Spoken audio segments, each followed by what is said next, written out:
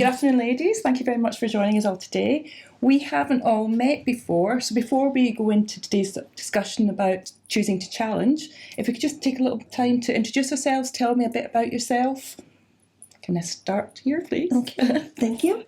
Hi, I'm Joanne Thurlow. I am just new to the island. I haven't only just arrived at the beginning of this month. Very new then. Yeah, very new, very new. Just recently out of self-isolation and enjoying not being in lockdown, I can assure you. I've just moved over here. I'll be working remotely for my business here, which is Siemens Energy, where I am head of IT for one of our business units, overseeing the global IT in 37 countries for my business. Yeah, it's pretty busy and it's challenging. So working remotely is one of the key factors in the decision to come here at this point in time, because really I could do my job pretty much from anywhere, I think. Okay, so, that's great. So, yes, I'm excited to be here. Then. I am delighted as well. As a Canadian, it's the closest thing to home I've come across yet. So. That's great to hear. Thank you. I'm Sara Heckstall. Hi. I'm Manx born and bred, and I run a IT business with my husband based on the island, and we work with the maritime industry, so particularly super yachts, providing IT support and communication services to a fleet of about 100 boats. Oh, fantastic. Do you ever get to go and visit the boats? I used to. Yes, normally, under normal circumstances, we have engineers off island. Yes. Pretty much all the time we'll have a couple. And? Hi, so my name's Rachel Lee. I've been on the island for 25 years. So really excited that you're enjoying being here, because I feel like an honorary Manx person myself. Yeah. So I'm a banker, born and bred, 31 years notched up now in the banking industry. Started in the UK, and it was banking that transferred me to here. Once again, that was quite a male-predominant industry in terms of those top positions. But now I head up the IPB, which is the personal banking part for Standard Bank here on the Isle of Man. Okay. Well, I've forgotten to introduce myself. I do apologise. Sue Preskey. Again, I've been in the island for 32 years. Again, I've come up through the finance side, banking, investment, insurance, and I now work with, I'm now managing director of CSP, TSP, the Law Trust on the Isle of Man. I'm also the non-exec chair for the agency for finance, Isle of Man, which is the public-private sector agency, working with government, but also working for industry, parts of the industries that Rachel is in. That's a fairly new role to me, loving it, trying to balance all the different challenges that are coming across at the moment, but love the Isle of Man, so I want to give a bit more back into it again, so it's good. Okay, so thank you very much for giving us a bit of introduction to who you are. We'll dig in a little bit more onto your experiences and things that have happened maybe in your careers, your lives, that you've had to consider as to change or to challenge. So I'd be interested to understand if there's anything particular in your maybe professional career that you've had to consciously challenge. You're going to have lots, aren't you? Where do you start after 30 years in this industry? I was like, really, there's so many different anything areas. Really key, anything that was... I found myself in a situation of moving into this new role that I have. Yeah. And that has been a very big challenge to step into as a global head of IT in an industry where there's so few women. But when I first made the move, I had a lot of challenges, even from some of the managers I was dealing with at the time, predominantly male. And when I first moved into it, it was like, well, the only reason they hired you is no one wanted to move to Norway, or no one else would take this job, or whatever it was. And then you as a woman, you start to really self-doubt yourself.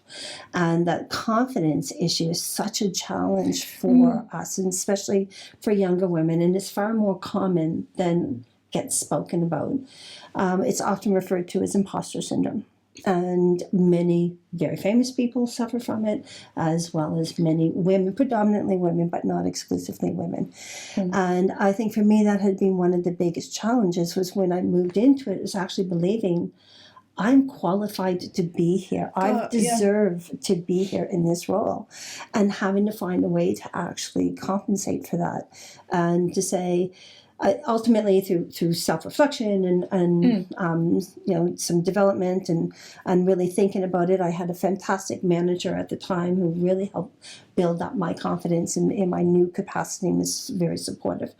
And I came to realize that really it's about you may have imposter moments when you have those moments of self-doubt, but you don't have to live an imposter lifestyle. Do you think that's something of a generational with women, or do you think that's women in general have that? Because that's something I hear quite often from friends and from colleagues. Think, I can't believe I got that. Am I really worthy? Whereas you don't hear it so much from males, from men. No. I don't know if it is a gender, and how do we deal with that?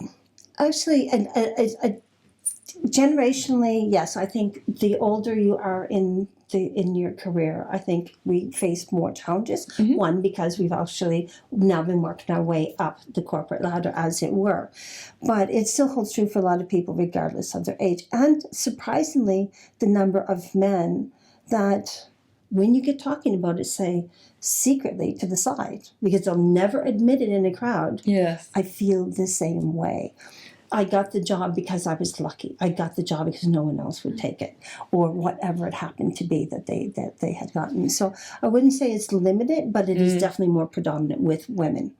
Yeah. Interesting to know what you ladies think. I think it stems from, naturally we're quite perfectionist, our generation of females, and everything has got to be perfect. So you think, well, I'm not going to go for that position because I'm not perfect for it. Yes. And yet there might be a collection of other people that go for the role, aren't there yet, but they think, I'll learn it, I'll get to know it, I'll get to do it. I think women don't like to wing it so much, do they? Yeah. They like to feel secure in what they're thinking and what their skills are. How do you think we could maybe work towards supporting people that maybe we know they're good, but they maybe need some help? What ways can we or do we within work or socially support? How can we maybe support ourselves better, or each other, or particularly generations coming through now? Because it's one of those things, being a mother as well, you've trodden a path and had some knocks along the way, but you don't necessarily want everybody else to have to do them. You want to give that experience, but we forget sometimes. Yeah, we do. Yeah.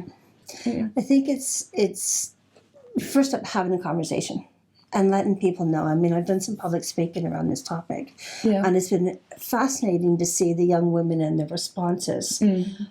You feel the same way. Other people feel that way. Yeah. That's what it is. And that in its own right helps you identify that what you're feeling is actually normal and many people have it. And you don't have to be tied down by it. So just again, getting the conversation going, the awareness. I do feel it's incumbent on women like ourselves as leaders in our respective industries. To engage as much as possible with the younger women that are coming through, to share our experience. What's been really interesting when I have done this public speaking events is afterwards the conversation and the questions that come. And it starts with talking about the imposter syndrome. It starts with talking about the confidence. It starts with, what am I doing and am I good enough? And it leads into so many other conversations. How do I deal with this? How did you deal with that? And the young women in our respective industries are eager to have someone they can just have an open conversation with and share those experiences. And the workplace, the times that I have been most successful in my early career was when I had a mentor to work with, and a female mentor, and just to help guide you through those moments of doubt and things, and that was really important. And talking to other women. That's always the safety in numbers, isn't there? It's like we are packing. I know. It's that magic combination, isn't it, of empowering people, and not just empowering the women, but empowering the men as well at the same time. So you're not splitting it out and segregating everybody into a certain, you are this, you are that. And the mentorship, completely agree with that. I think as women, it's talking to your friends and listening to your friends and trusting your friends, and but being able to understand and recognise your own self-worth. 100%. I mean, nowadays the big theme is all about being very inclusive and not prejudicing.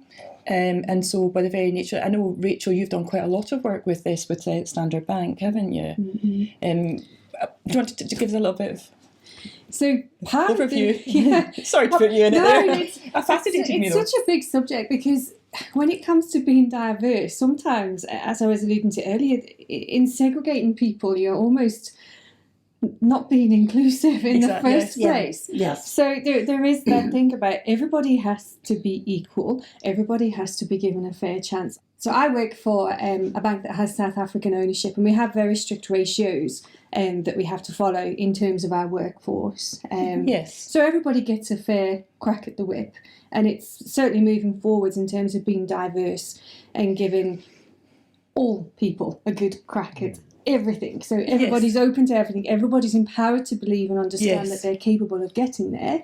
Lots of things you've got to do on the journey to get there, and you've got to invest in yourself and drive yourself through that journey.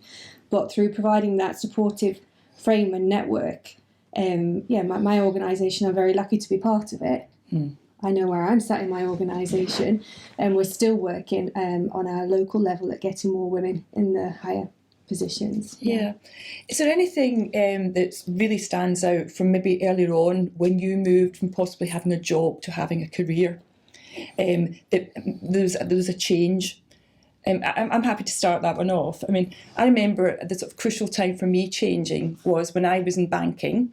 And when I started, it was very dominated by males. And basically women would go in, meet somebody, get married, and then leave. And that was the way, that was just what happened. And I remember I moved to my second branch. I was on a development programme. I don't know how I got on that one, but I managed it anyway. I must have talked myself on it. And I'm into the central office in Glasgow, and I was put into the back office. And when you used to have to code checks, now it was numb. It was mind-blowingly numbing. And I decided that over a weekend, I've had enough of this. I went into town, I bought myself a suit, went in and saw my supervisor on the Monday and said to him, I'm too good to be in the back office, I want on the front desk. Wow. I've got my new suit, let me have a chance. But I just suddenly thought, I really want to do something different. I said, okay, I'll give you a chance then. And from that point, I got a confidence, I had my armour on, and I decided I want a career now. I don't just want to be working, but I wanted to be able to have a career. And that was sort of the time I always think back to and think, that's when I changed and I'm really challenged what I'm against here. I am not going to be told what I'm going to do. I'm going to take some control over this. So it was from something that seems quite sublime, but it was, when I think about anything else I'm doing, I think back to that moment. I think, right, put your big girl's pants on and be confident. I had a moment That's as well, yes, which is not a great thing to admit, but it was a female manager that I had that was talking to me, and she said, I had very long hair, and she said to me, you're not going to get anywhere if you don't have your hair cut. Oh, I feel the jealousy coming in here. I just thought it can't be about that. It can't be about the length of my hair. Yes. And so that kind of drove me. I didn't cut my hair until much later. You look very glamorous still. And but yeah, that really did make me think. And I thought, there's got to be more to it than that, and I have to prove it. You know, I have to prove that it's not about my hair. Yeah, but we do still. I think looks are, or presentation, or how we come across. I think it is something that we're looking around the table. I think we're all of that vein. Not vain. Maybe we are. Vain. I'm vain. I'm hands up there. I'm definitely vain.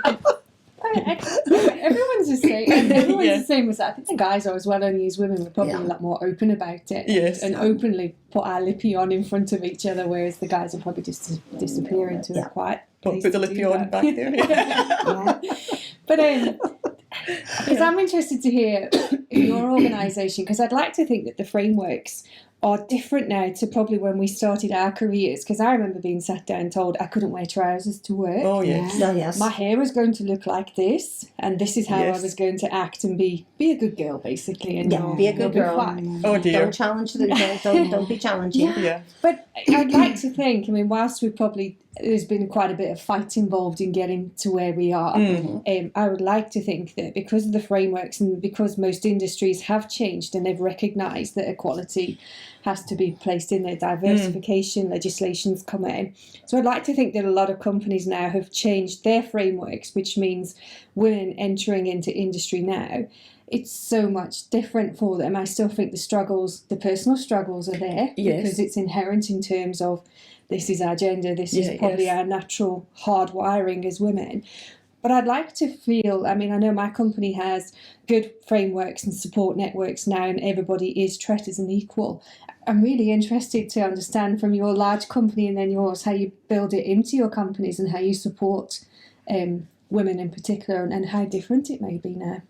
I'd be interested in hearing how you're approaching it. In the first well, there's only instance, 12 of us. Okay. Yeah, so it's comparatively. yeah, and so what I'm struggling with all the time is that I can't recruit female IT people as much as I would love to. I just rarely get any applications from females. So we're really split in the company because I really try, to get the diversity and to make sure that because women bring so much more to the whole mix. But at the moment, we've got a male side of the room. The technical side of the room and a female side of the room, and so I'm really struggling with it to be honest. Isn't there I don't know if it's a group or what, but it's Love Tech, Isle of Man. Love Tech, yes. There's Love Tech on the Isle of Man to encourage more young women and girls to go into that. I know I'm just new here, but I was doing my research before I came. You know more than me. Thank you. Actually, to see how, because, recognizing again that I'm in a bit of a unique position with a very unique skill set and experience, also how I can bring that onto the island for these type of topics as well. So I've been doing my research on digital Isle of Man. Recently I was one of these conferences. There was a father who brought his teenage daughter to the European Women in Tech event where there's 3,500 women in tech meeting. Because before she made a decision on where she wanted to go in her career, he wanted her to see what women are capable of doing in this industry. And I thought, that is absolutely brilliant. That's fantastic. And I think that's a really important thing to try to do more of, is actually getting the young women out talking to the young girls, talking to the young women who are starting to drive this industry. Because they're doing some pretty amazing things out there. And the numbers that are coming up through with a whole new approach to tech and changing things, whatever area it happens to be in, starting their own companies at a very young age. So I think it's going in the right direction. Although they have, with the STEM industries, science, tech, engineering, and maths, there's been a big push to actually attract more. And interestingly enough, in the tech field, what they're finding on a global basis generally is that less women are going into the tech field than they had been 20 years ago. And that, worryingly enough, is that trend is when they do get in, that they soon start to leave. Well, why is that? Is there any rationale? I think there's a number of issues, but a lot of it is coming down to, there's a lot of conversation around the sexual harassment and discrimination that as women were encountering within the tech industries. And it's very high profile and spoken about. And they feel that from the studies and the surveys that they've done, that's one of the reasons. So they're getting discouraged and when they do come in, because they start to face challenges and they want to make a difference. That I think is just part of the generation as well. How can we change that, or how can that be changed? It's a difficult question. There's so many things that actually need to happen. First is the awareness. And when I say awareness, I think it's really important to understand that, yes, there is still blatant sexual discrimination and harassment that happens without a doubt for any young woman in any industry. That will happen. I think a lot of the discrimination is more of an unconscious bias. Because they have a certain amount of awareness, but they're not aware that their behavior is actually being interpreted that way. And I've encountered a lot of that along the way. And what I've often found is usually if you just take the guy aside, the man aside, and say, you know, Do you realise? do you realize, it makes me uncomfortable or whatever? Yes. More often than not, that's all it ever takes. But quite often as women, because we're not inclined to be confrontational, that's confrontation, and we're not inclined that way. So we bury it and we just get on with our day, and they end up walking away rather than actually addressing that's a it. terrible thing to hear, because I know you deal with them with 3,700 employees around the world, so you will see lots of different cultures and behaviours depending on what countries and everything else they are as well. But I really, maybe it isn't my own little bubble, but I really believed that this sexual differentiation, the harassment was decreasing. So it sounds more like you think it's being covered up. I think it's actually just more not being subtle. addressed. It's not being addressed. I think it's become much more subtle. When I started in this industry, and to be clear, I don't have 3,700 employees. I support 3,700 people. I beg your pardon. There's a really big difference. But yeah, I think it's just more subtle. Yeah. Okay. And so it is actually still there and inherent. And one of the things that I do with a lot of the young women that I speak to is I advise them, when you start your career, prepare for two things. One, the confidence issue. Yes. You're going to encounter it somewhere along the line, if not repeatedly, especially as you have successes, you'll start. Yeah. So plan for it, get a strategy to deal with it, and get a strategy to deal for when you encounter bullying or harassment or any of the rest of it. Get ready for it, because at some point it is likely to occur. And then you're ready and you can deal with it and you can move past it. You've got a tool to pull out to deal with it, to plan. Yeah.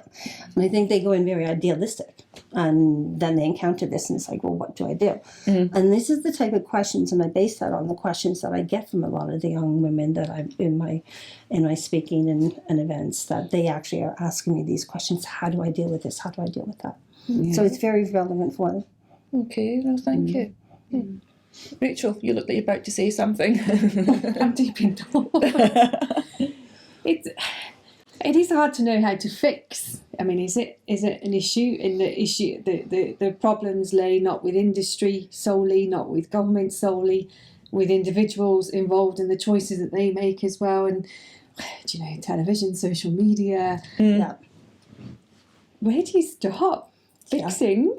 Or making it better, I say with ourselves, but everybody else has to join the party.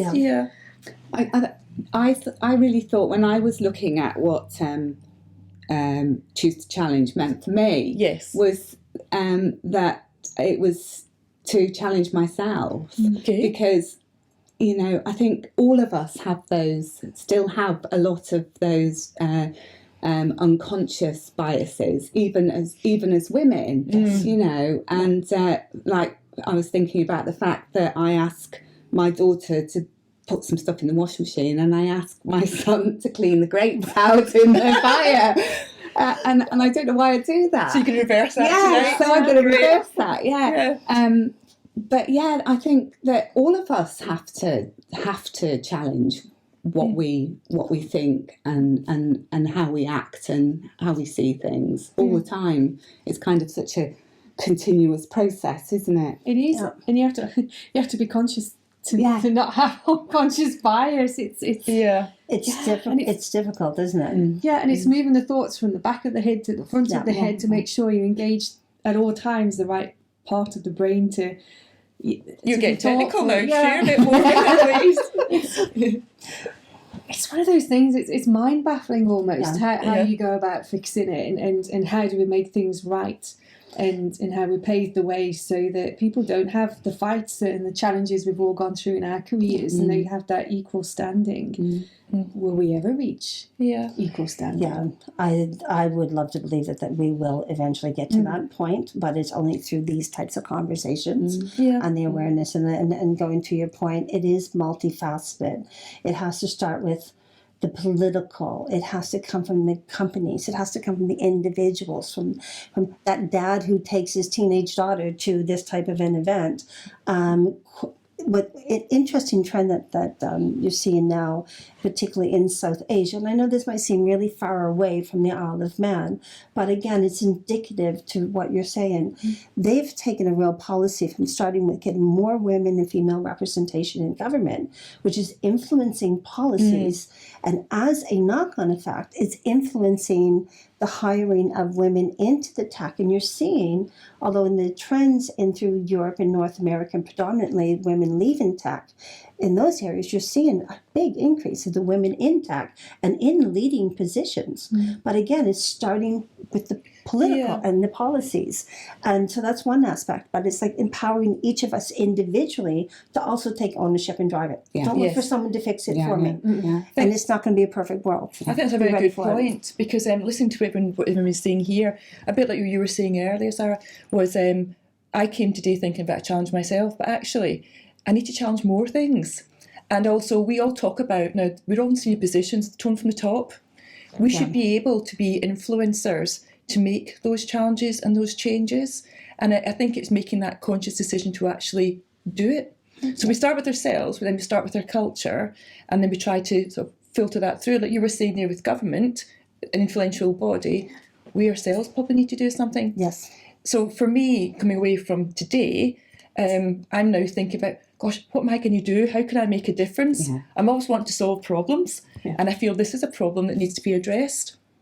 So I haven't got an idea yet, but I shall be thinking about it. But if anybody's got a great idea, then please share it. But the maritime industry, I mean, they've had a gender programme. It's the international. The IMO, International Maritime Organization, they initiated a gender programme in 1988 to try and encourage women into the maritime industries. They've been working for 30 years. And still, out of something, I think there's something like 1.2 million seafarers, only 2% of them are women. Wow. You know, it's an uphill battle. But it's, well, at least there's a journey to travel. It is, yeah, absolutely. Yeah, there's a target. Yeah, definitely.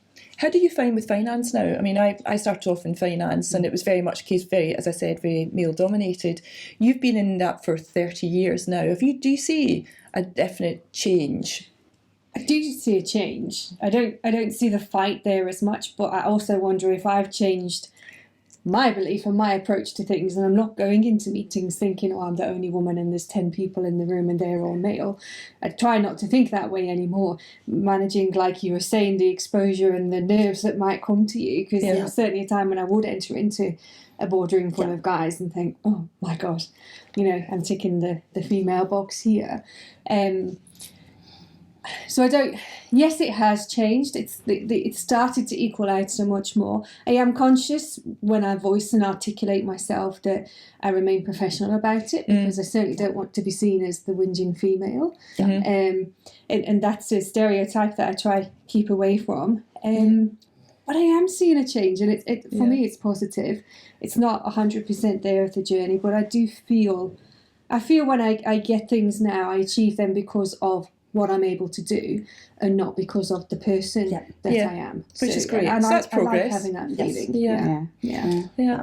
And I think that's important, because as you progress, then you can then take it out to the others, much like myself. Yeah, you display those personalities, behaviours others see and will hopefully adopt as well. I remember a number of years ago when I first became a director, and I was given a mentor. Professional mentor. She was a mad Italian, but she was very nice in London.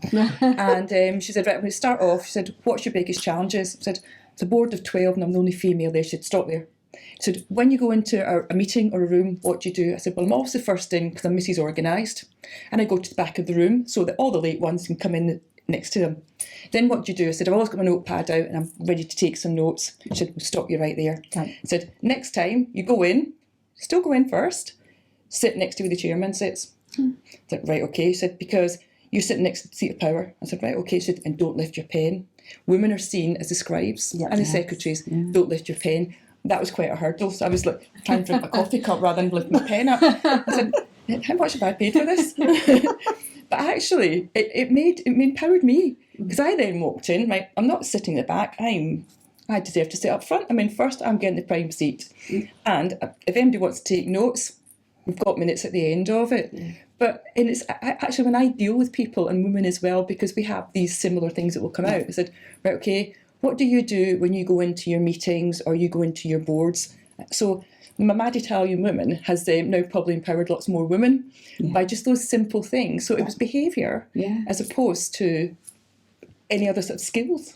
Absolutely. Which is just those small things. It is, yeah. I had similar advice early on in my career. My first female manager was VP of marketing. Yeah. And she watched me in a few meetings and she said, okay, from now on, this is what you're going to do when you go in, because we had some very strong male personalities, and this is what you're going to do, and talk this way, and you look them in the eye, and you stand square on in front of them, and it was all about body posturing and signaling, I'm here, I'm in front of you, I will be seen, I will be heard, and I'm not your scribe, as you say. Yeah. And I think it's really important. And again, it's things that we as women that have the experience can then take to the younger women again and convey that. It's not just about the technical skills that you pick up along the way. Yeah.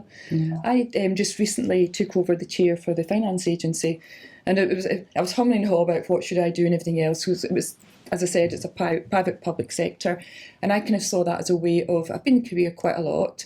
We whinge about things not getting over the line and not getting done. I like to finish things. I'm going to give a little bit back, so I'll apply for this. And the number of people that said to me was, oh, you're probably in with a good chance because all the rest are men. I thought, wait a minute. I've been managing director of a bank and managing director. I thought, I think I actually might be all right here. I couldn't believe it. I said, how dare you in this day and age? How can you now segregate and just assume I'm going to get it because I'm a female? Not because of I've planned, I've prepped, I've prepared, I've researched, and I've gone in with my presentation. I thought, right, okay, I'm going to answer all the questions that come. And then, again, starting in the role, and we're challenging and changing with how we do it, with how we do our boards, with the workshops, with things that we're trying to think about. And I keep saying, but it's in the back of my head now because it's been planted in there. You kind of got it because you're a female. So I'm all out to make sure it's proved that it's not. But we shouldn't have to do that. No. But it's like, I'm on on steroids on trying to do it. But then I can't help but feel when you sit round a table or you're in a room or you're in a team or in a meeting, different ages, different genders, different backgrounds actually can complement each other really well. And sometimes when you're putting a team together, you want to say, oh, well, I don't want everybody who's like 60 sitting around the table. I don't want a whole group of females. I want a balance. So I've got different experiences, different understandings. So it is actually quite handy as well sometimes to know what it is. So you've got that right mix of people to make that much more collaborative, stronger team. I agree. Okay. So is anybody going to challenge themselves when we go out this afternoon and let us all know what your challenge is going to be? I feel sorry for my husband tonight when he walks in through the door. I'm sorry, ranting. Your daughter was She's going to be, she's not going to be happy. No. Put her scrubs on when you go. Oh, I know. That's grand. I think my husband is used to it. He's always like, okay, you can come down off your grandstand now. Off your soapbox. That's it, my soapbox. Down off your soapbox, that's right. Stop. Oh, well, at least it got you out and socialising and everything else as well in the Isle of Man. Met some new ladies as well. This is absolutely brilliant, and it's just an incredible opportunity. This is my first opportunity to meet people within the business environment here in the Isle of Man, and I can't think of a better way to come onto the island and say, hey, I'm here, and by the way, I've got some stuff I can bring along that for this type of topic that is very powerful. So I think my challenge will be, how can I actively get involved with the women in the Isle of Man and help to support getting more involved with tech. So I think that I'll take that as a personal challenge. Brilliant, that sounds like a good challenge. We're quite fortunate here because we're on this wonderful small island with a nice controllable population, and we can actually make a difference. And everybody can make a difference everywhere, but here we can make such a great difference by quite quickly. By getting involved and making sure that people get a better journey than we've had into the future. Definitely. Which sounds great. Okay. Well, I think that's a big challenge for us all, is we've had opportunities, we've grabbed them. When you mentioned earlier about people saying, oh, you've been lucky, you can be lucky, but you have to want it and you have to grab it. And you have to be prepared to make sacrifices, because that is one of the big things. I mean, as a woman, if you come into and you want a career, but you want to have a family, there will be sacrifices on both sides to get the balance, and sometimes it will be out of balance. And again, you need to know that and expect it and plan for it. Yeah. And I'm not saying that you can do it all 100% all the time, but you know. Yeah, it's very difficult. I went through a very long phase of my life where I was either with my children or working, and there was kind of nothing in between, and then you kind of lose a bit of yourself for a little while that you have to kind of find again, because you're just so busy thinking about work or the other people in your life, and it's hard then to think, actually, who am I? Yeah. I'm a machine that exists for everybody else. I'm a mother, I'm a wife, I'm a workaholic, Yeah. and it's like, and if I'm not there, I'm feeling guilty that I'm not over here. If I'm over Yes. here. Yeah. And it's guilt. dealing with all of that Guilt, guilt. yes. Yeah. I feel guilty all the time. It's just a case of what degree is that guilt at any point in time. Yeah, the barometer turning it up. Absolutely, No, absolutely. don't forget that one. Always spreading myself too thin somewhere. Always, all the time. Yeah. Absolutely. Well, that was really interesting. It was lovely to meet you all. Lots of really good ideas and thoughts, and it has really made me want to start thinking about, oh gosh, what can I do? Thank you very much. Thank you. Thank you. Thank you.